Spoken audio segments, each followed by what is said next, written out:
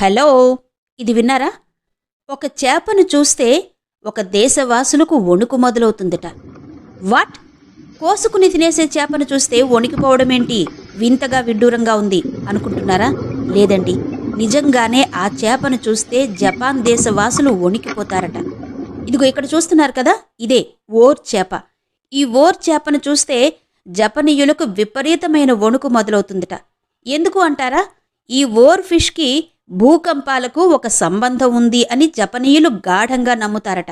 ఈ చేప ఎప్పుడైతే కనిపించిందో ఆ కనిపించిన వెంటనే త్వరలోనే ఏదో ఒక కీడు జరుగుతుంది అని వాళ్ళు గాఢంగా నమ్ముతారట. 2011లో సునామీ, 2019లో యమగుట భూకంపం, 2017లో ఫిలిప్పీన్స్ భూకంపాలకు కొంతకాలం ముందు ఈ చేపలు కనిపించాయట. ఆ వెంటనే ఈ ఉపద్రవాలు రావడం. అలాగే 2023 జులైలో కూడా జపాన్, తైవాన్ తీరంలో ఈ ఓర్ ఫిష్ కనిపించిందట. ఇప్పుడు ఇది ఏ ఉపద్రవాలకు దారితీస్తుంది అన్న విషయం చర్చనీయాంశంగా మారిందట. మరి ఇటీవలే జపాన్ భూకంపం ఆ దేశ ప్రజలను ఎటువంటి విషాదంలోకి నెట్టింది అన్న విషయం మనం వార్తల్లో విన్నాం, చూసాం కదా. మరి ఇలా ఈ ఓర్ ఫిష్ గనక చూస్తే ఎటువంటి ఉపద్రవాలు వస్తాయో అని జపనీయులు వణికిపోతారట. ఇది ఓర్ ఫిష్కి, జపనీయుల భయానికి, భూకంపాలకి ఉన్న సంబంధం. మరి ఇంత చరిత్ర ఉన్న ఈ చేపను చూస్తే జపనీయులు వణికిపోవడంలో వింత విడ్డూరం లేదు కదండి.